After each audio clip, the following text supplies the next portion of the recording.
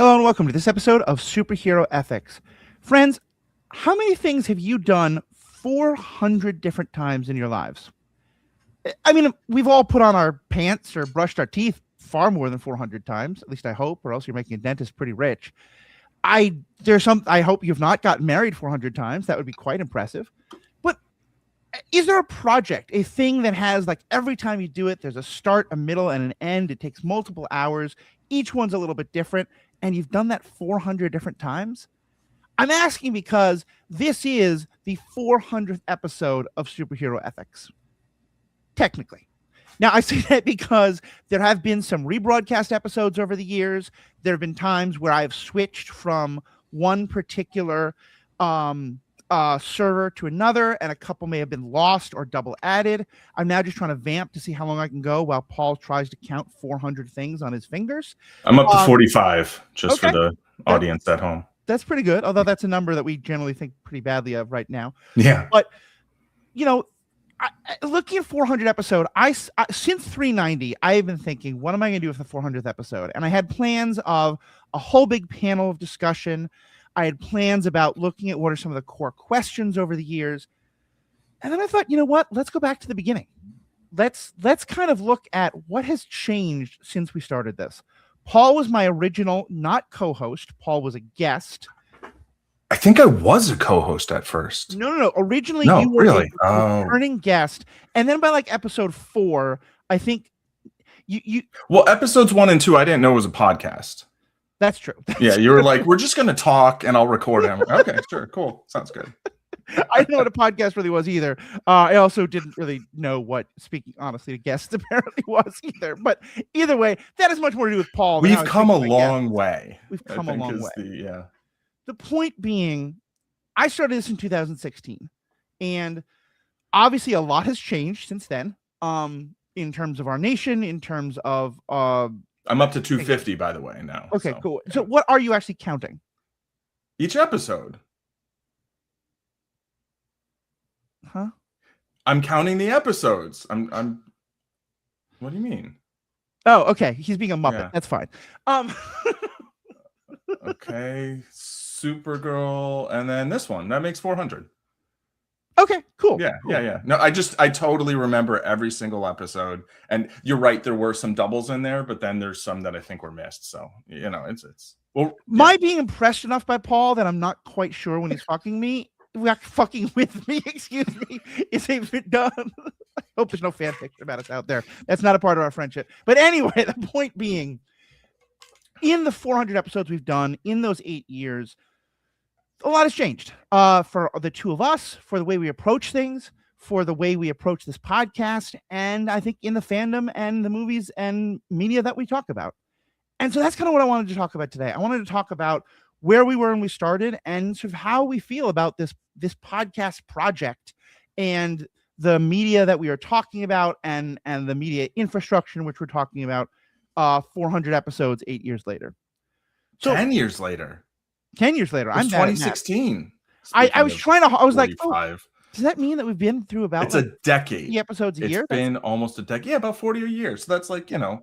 It's still pretty good. Pretty good. It's 10 a season. So, Paul, starting with that, talk to me about where you were in terms of like what you were thinking about media and about what your voice had to say about it and what your thoughts was about coming onto this, not a podcast, maybe a podcast project 10 years ago.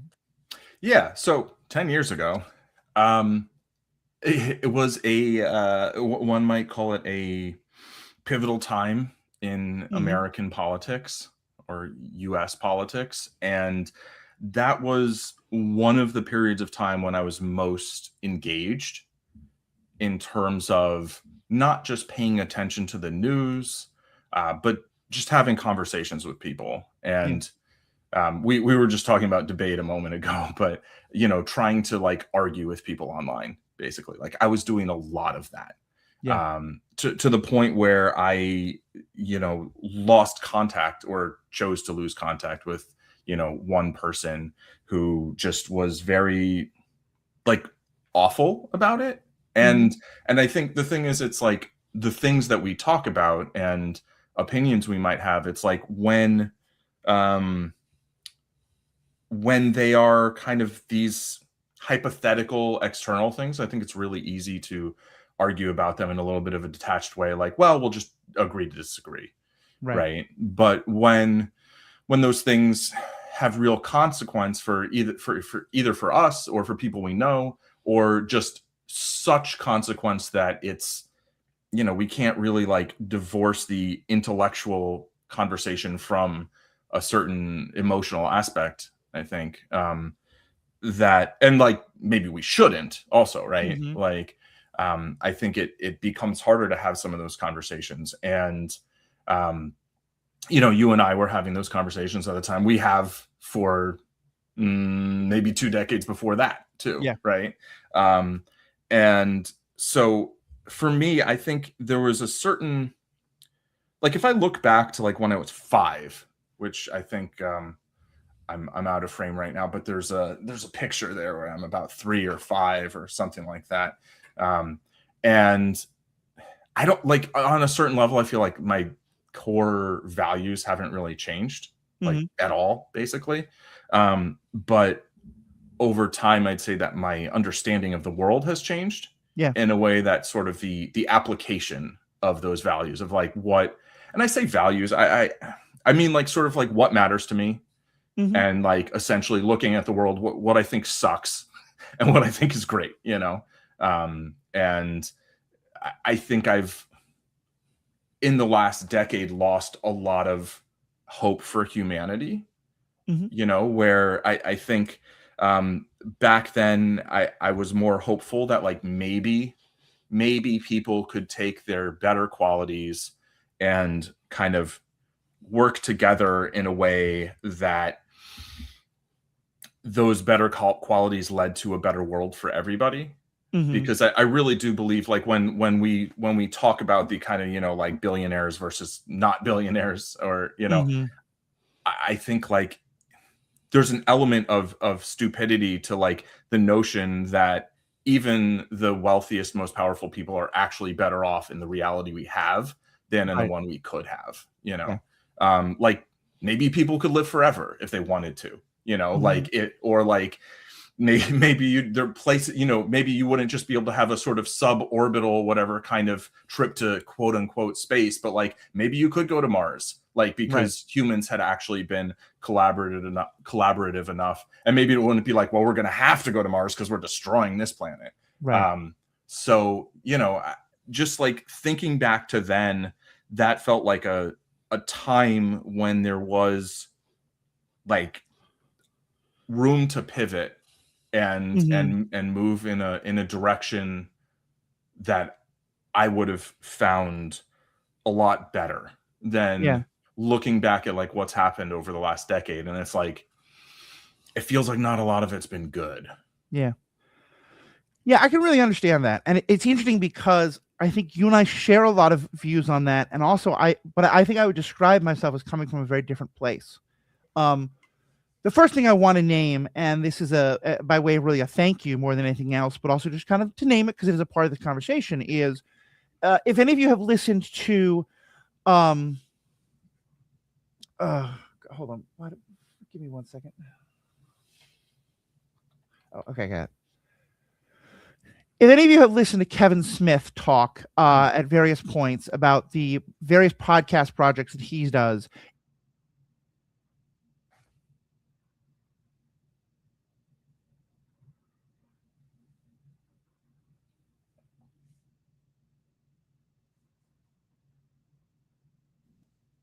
How about now?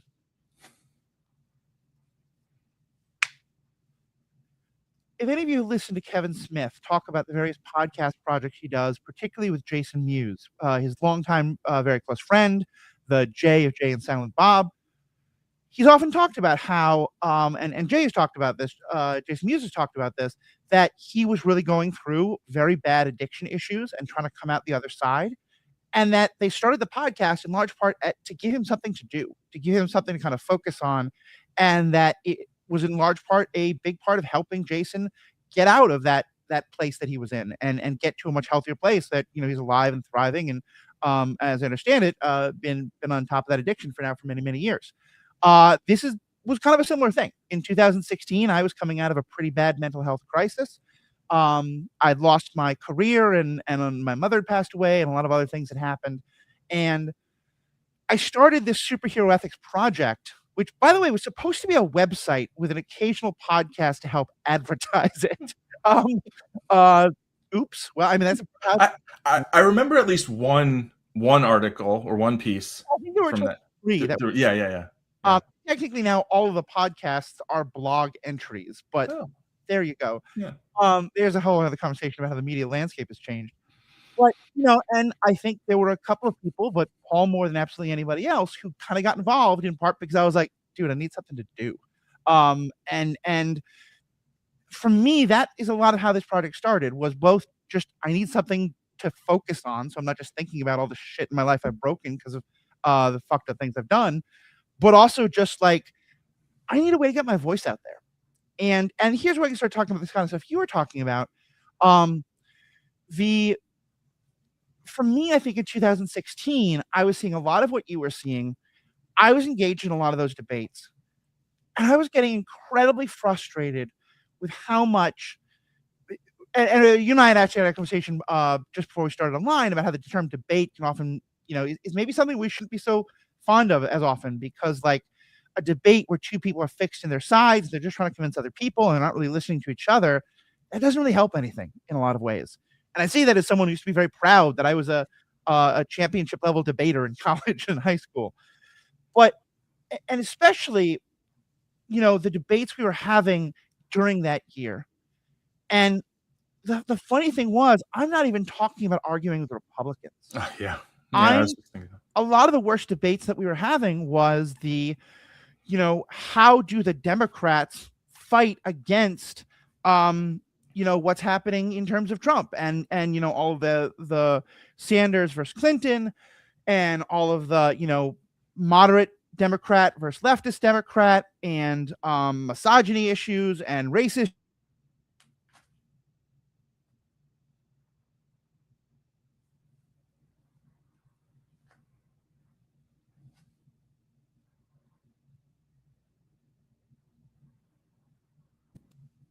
Can you hear me now? What's the last thing you heard me say? Misogyny issues and race issues. It was moderate Democrat versus leftist Democrat. It was what's the role of misogyny in all this? What's the role of racism in all this? What's the role of, all these different things. And also just questions of who's being an idealist and who's being a pragmatist and what is the strategy. And it was just a whole bunch of people talking past each other. And that was also kind of a time when we talk a lot about superhero fatigue. That was not superhero fatigue. That was when a lot of these movies were coming out, and a lot of these movies were just the basis of a lot of conversation. And I remember sometime in the last couple of months before I started this project, I had a couple of conversations where just talking about what's happening in the world wasn't getting anywhere. But I was able to sort of use Star Wars or MCU or DC stuff as metaphors to talk to people. And I was finding that that was getting through to people. And sometimes it was to just talk about base values. Sometimes it was to exactly talk about a thing, but it was connecting with people in ways that I hadn't. And I think for me, more than anything else, that was the impetus for this project, was the idea of I no longer think that I am able to just say to people, "Hey, here's why you should care about the poor. Here's why that person who looks different from you, who acts different from you, and might make you a little uncomfortable, maybe sitting with that feeling of uncomfort and trying to find the shared humanity is actually better than just rejecting them because they're uncomfortable." Or maybe we could look at, why is it that we're locking up huge amounts of people, most of whom don't happen to look like us, the people who are in power, white, moderate men, et cetera, et cetera. And so I think more than anything else, that was really what kinda was the impetus for this, was like, how can we, especially because it felt like we we talk about this as the golden age of superhero movies. Actually, we don't use that phrase golden. Let me just think of it again.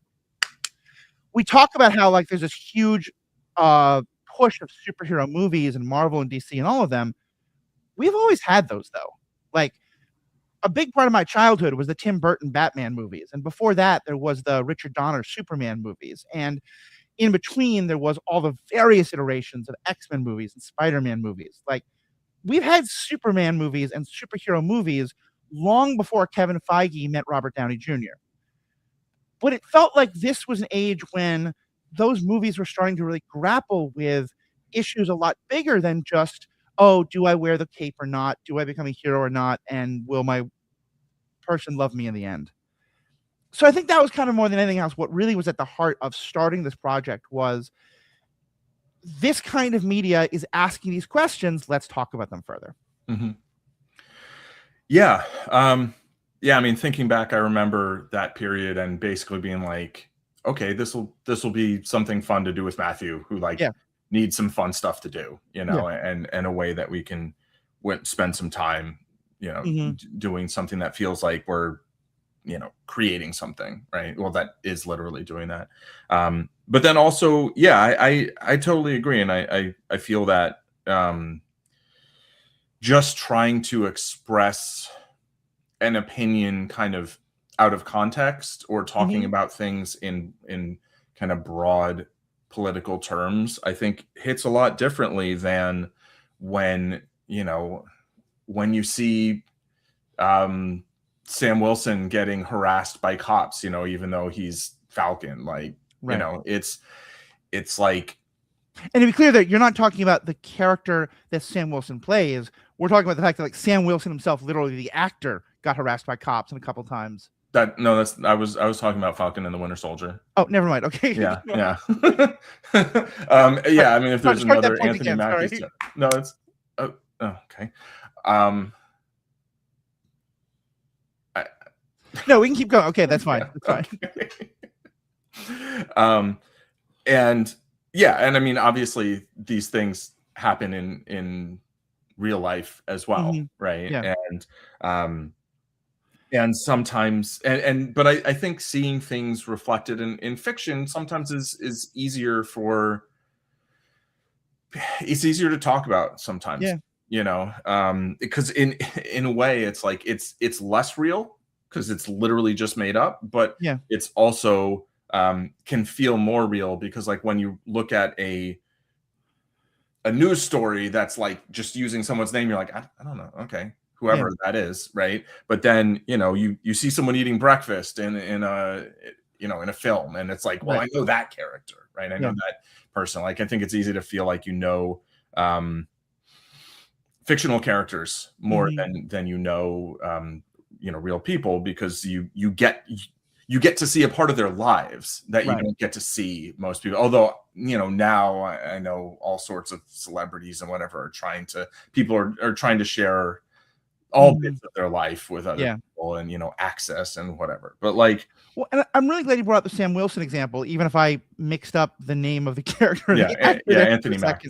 The actor has himself also been harassed by cops at various points, as he's talked about. But because it's interesting that, like, I remember that show, that him being harassed by cops was an important part, but even more so, I think, for a lot of people, him going to try to get a loan at a bank. And I remember like that to me for a while was kind of one of my like, look, this is like the proof of what I'm kind of get at with this podcast. Was a lot of people I knew, and I'm not claiming because this podcast, a lot of fantastic other people were talking about this, especially black folk, looking at how, like, what does that moment really show? And I remember hearing from a lot of white people and our people all across the spectrum who were like, I never really got it until I was seeing Sam Wilson deal with that at the bank. And that banker who was not like saying the N-word and like ranting about, the race. Normal dude. Yeah, a normal dude. That's the point. Clearly liked Sam Wilson. I thought Sam Wilson was pretty damn cool, but also had racial bias that they probably weren't aware of, but that was playing out in their making it harder for Sam Wilson to get a bank loan and institutional bias, right? It's like more than just the individual. It's not like a personal bigotry. It's like this deep, baked in issue. And I think in some ways, I'm really glad you made that pivot, because I think that's so true, and it's why it's so needed, because I think, like, show me a cop who says the N-word while he hurts somebody. Like, that's a very clear, obvious thing to see. Yeah, and pro-cop people are going to be like, that guy sucks. That's the bad apple. Get rid of them, and then everything's fine. Exactly. Whereas if I say, show me the institutional bias of racism built into policing ever since they were slave catchers 150 years ago, or 100, whatever, I'm bad at math. Yeah, a little more. But yeah, 160, 70. Yeah. That's a lot harder to show. And you're right. So something like Sam Wilson being denied, or I don't remember if he's actually denied or what exactly has happened, but like that, having bad experience at the bank, trying to get a loan, he's a literal hero. He literally is part of the Avengers, and yet still it hits him. Yeah. That's a way, I think, of making it real for people. Mm-hmm. Yeah, absolutely. Absolutely. And those types of institutional things, I mean, like, individuals can tell their stories, of course. Yeah. Right. But it's, I think it's, again, it's like seeing something in fiction, just it can hit differently, and maybe even just like make people more receptive to hearing, people's stories, essentially. Yeah. Right. No, I think that's true. And I think that's, I think, a good place to start, because I'll be honest, I've been questioning what is going to happen with the future of this project. And part of that is, I think the media landscape has changed a lot. There's just 8 million more podcasts out there now.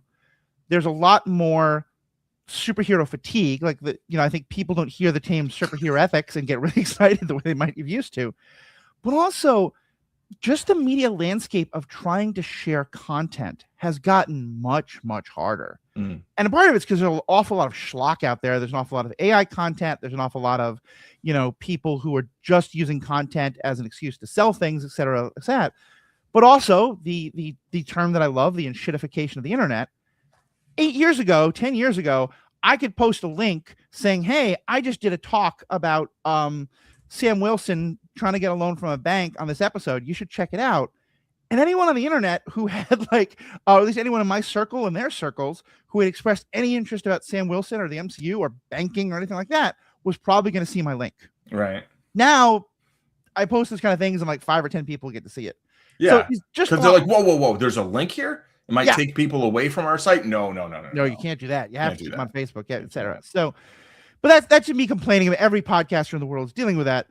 The real thing is, I am now no longer sure that it feels like this is no longer an area where really we can have these productive conversations, because the internet conversations have become so much, oh my God, that's too woke, it's terrible. No, you think it's too woke, therefore actually it's the best thing ever. Can I share my experience briefly? Yeah, please. So, as I mentioned, back in 2016, a decade before today, when I was very on social media and arguing with people and talking with people, like, it wasn't all bad, right? And I was fairly miserable, I think, as a result of that. And then maybe a year later, I just stopped and just completely avoided it all and felt better. And then at some point I went back to it, partially because I was like, well, I'm going to make some stuff at some point, so I want to be able to promote it. And then also, I'd like to be in contact with some friends that I mostly that I don't email with as much. Right. Yeah. And in going back to it, there was definitely a feeling of sort of almost like, it's hard for me to say whether this is my own personal experience of sort of when it's bright outside and you come inside and then you're inside in the dark for a while and then you go outside and it's bright and it feels brighter. It's like, did it get brighter, or is that me? Right. But I found some kind of niche communities like chess punks on what was then still called Twitter.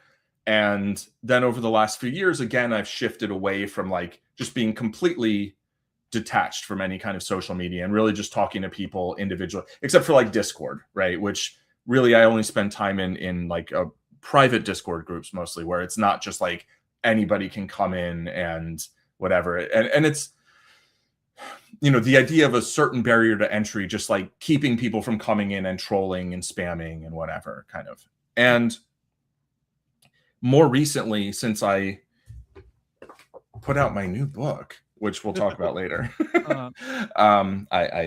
I have a copy here in my hand. It's nice. I enjoy it. And there is a link to purchase that book and support this podcast in the show notes. Yay! Keep going.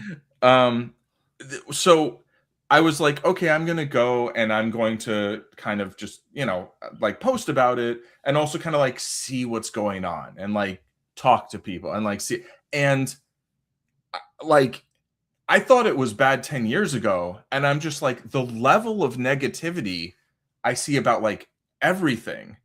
And I don't know whether it's like my feed. Oh, and for most of the last 10 years, I used something called Feed Blocker, but then I don't have it installed right now on what I was using. So like, I wasn't looking at the feed. I'd be like, I want to see what this person has to say, and I'll look at their feed, right? But like, just the general feed, it's like, it's such a morass of just like rage bait, other kinds of clickbait, and just people seeming so angry and unhappy. And it's like, I don't fault the people for it really, but it's like, it's people are perpetuating it, but it's designed to try and inspire those sorts of emotions a lot. And then it just, the level of negativity on so many things just made me feel like, why would I want this to be part of my life? And it's unfortunate because I do feel like the core idea of social media is like really positive, right? It's like you can be in touch with and have contact with people that you would never see or contact on a daily basis because there's like too many or you're too far, know, and you can do that through email, you can do that through texting or some kind of chat or voice calls, but it feels like there is a really positive function for social media and like online conversation, but it's really hard to find beneath just the ocean of crap. I think that is really incredibly true. And, and there is still some of it happening today, and some of it in shining a light on incredibly negative things. I think the genocide and the horrors that are happening in Gaza are only known about because of TikTok and social media. And, at a time when most of the regular media was not covering it until so many of us were seeing like Palestinians, showing like, look, this is my bedroom that got bombed. This is, let me show you my real life. We could see that directly. That is kind of an example of like one of the most horrible things to see, but that I think we have to see. But you can go also all the way to the other side, like the TikToks of Korean fans of their World Cup team discovering tequila and tacos in Mexico City as they're watching those games, or like the Scotsman taking over Boston and perhaps significantly changing the demographics of that city in 9 months. Whatever's happening, those are fantastic. And I feel like we still get that kind of moments. But what we used to have is, it used to be that two random people talking about the Superman movie or something they saw on The Daily Show or whatever, I might see what, like, Joanne said to Bob and think, oh, that's kind of cool. I'm going to jump into that conversation. Yeah. And we were arrogant enough, and I think, but with some real things, I think, and so if you and I talk back and forth on Twitter, someone else might see that and have some positive response, and not just say, oh, well, you mentioned this, so let me sell you something, or let me tell you why you're terrible, or let me try to convince you to, join my multi-marketing, but all the justification stuff. And it's not that those things don't happen anymore. The positive interactions, they're just so buried. They're so buried, and it's so much harder to get to them, and a lot of people have given up on them, and so it becomes the cycle of, well, none of it, and then, like, I'm sure I'm going to get responses from people who are like, oh, but if you had just gone to Mastodon, if you'd just gone to Blue Sky, if you just gone to, and probably if we had all picked one, but that never happened. And who's we? Right. Exactly. Like, also true. And that's the kind of broad social media in general. I want to narrow it down a bit though, to talk more about it with, these kind of stuff we're talking about with his movies, and this podcast. And just last week, let me second. last week's episode was on the Supergirl movie, and Jessica Palmer and I had a great conversation about it, about a lot of things we liked, but a lot of things that we thought didn't work so well. But one of the things we had to talk about was that it was very difficult to have that conversation right now, because months before the movie came out, a significant part, a loud part of the internet that is actually a lot smaller than it seems to be, but as you said, because loud voices get amplified, had decided this movie was going to be terrible because Millie Alcock had said something about maybe Kara could be bisexual, and she'd been critical of men, and so therefore everything was going to be woke, and that was terrible, and just going to these ridiculous extremes that are both horrific and 10 years ago I think would have been completely unbelievable, and yet now are just normal. Like, if it's a woman-led movie, if it's a black person-led movie, if it's a queer person-led movie, or any minority or whatever, this is just what we expect. Yeah. And there has now been a rise of a response to that, which I think is completely reasonable and completely fair, but which says, no, this movie is the best thing ever, and if you don't like it, you're one of those terrible people. Right. And this is something that I got on board with a lot later than you did, but I remember when you first told me you didn't like The Last Jedi, I had this moment of like, oh God, no, Paul can't be one of those people. That doesn't make any sense. Because there was so much, like, all the people who hated Last Jedi for these dumb reasons, and a lot more to do with racism and sexism and stuff. And then you were like, no, I just thought this part of the movie and this dialogue or this plot point didn't make sense. I was like, okay, that's a reasonable conversation. We can have that. Yeah. And I felt bad that it must be hard for you to have to do that without, all that noise. And that's a lot what Jessica and I were talking about with Supergirl, that it is just, and again, I think the defense is important, and the, people saying that, like, this actress isn't attractive compared to some other attractive, like, Millie Alcock is beautiful. How you don't think that is ridiculous to me. But also just like, but like, also you could not. That's fine. Yeah, I mean, people are attracted to different people. Who cares? But like, that shouldn't be your talking point, right? If you're trying to criticize a movie. And certainly, like, the meme of taking the most beautiful model face of one person playing Supergirl and then taking a frame in the middle of a fight where she's grimacing because she's kicking someone in the face, and saying, look, who's more beautiful? It's like, yeah. But now when I look at it, and I admit I was concerned putting that post up, that podcast up, because I am seeing, like, I saw one person who had the title of the article in Variety was Supergirl Deserved a Better Movie. And it was very much the perspective of, this is a fantastic character. And here's a lot, and I admit, I've not read a lot of the article, but I've read some of it. And it is definitely not coming from a place of like, oh, this is terrible and we should have Superman and not Supergirl. It's coming from a place of like, look, here's some ways in which this movie could have been done a lot better, because the producers didn't seem to take it seriously enough because of their own misogyny and that kind of stuff. Yeah. And yet the headlines about the response to the article was still, these are all misogynists, these are all terrible people, they clearly hate it because, etc. And it's just, how do you have a conversation with any nuance in the midst of that? No, it's I mean, I have written down here the death of nuance, because that's where I wanted to go to. But I think I wrote something that actually was a blog or a piece of internet writing back in the day about how I thought Agent Carter deserved better than Agent Carter, where the series had a lot that I thought was great, to be honest. But then, like, the first season, I thought the first 4 episodes were really good. And then it to me, like, I felt like the character deserved a more well-written series with a more satisfying conclusion than the series delivered. And, I think we both feel that way about Wonder Woman 1984, right? I loved the first Wonder Woman movie. I think it's one of the best DC movies. And like, maybe probably the best not Batman DC movie. But like, then the follow-up was like,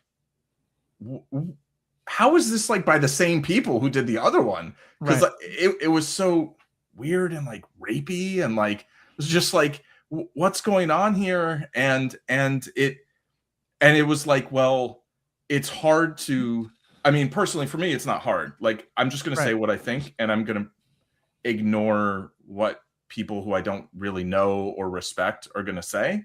And that's not like a lack of respect for anybody else. It's like, I don't know you. I don't like, I'm personally not into that conversation. Like, that's not I want to talk to people whose like opinions I already know I want to hear, right? Yeah. And then I'll disagree or I'll agree or whatever, and we'll have a conversation, not a debate, but a conversation. But like with that movie, it's like I don't know, but I can imagine there was a whole lot of like anti-feminist and misogynist, like probably anti-Latino, like because of like Pedro Pascal and whatever. And it's like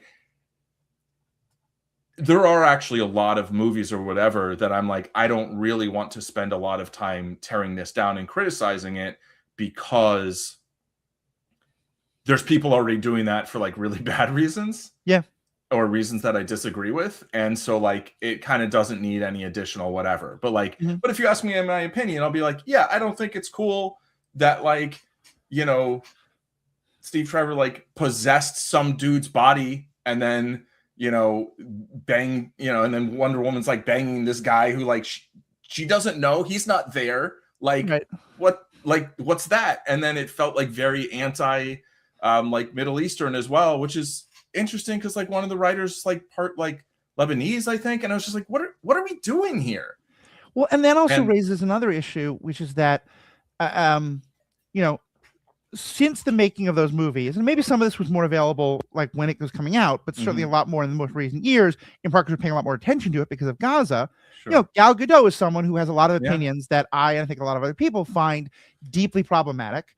And I'm not going to say she's on like J.K. Rowling level in terms of like using the influence that she has to spread hate and terribleness, but is on the spectrum to an extent that I am not comfortable. I'm not probably going to pay money to see another project that Gal Gadot is in. Sure. Yeah. And I think though that there's a part of the conversation that therefore wants me to go back and say, oh, when I thought Gal Gadot actually made a pretty good Wonder Woman, even though she's not the right, she's a lot more like, I mean, she's not small, but she's more like svelte instead of like bulky, the way that, Wonder Woman traditionally has been. But I still thought in that movie, she was a pretty damn good Wonder Woman. Yeah. I now know a lot of terrible things about her that make me not want to support projects she's in going forward. But that doesn't make me go back and say, you know what, actually, I'm wrong. I'm going to hunt through this movie and say, oh, her facial expression at this moment, oh, she's actually bad acting. Yeah. Like, and I think that's often where the conversation is supposed to go. Yeah. And I think that is also another part that is, and part of it's because we now know a lot more about these actors and what they have to say.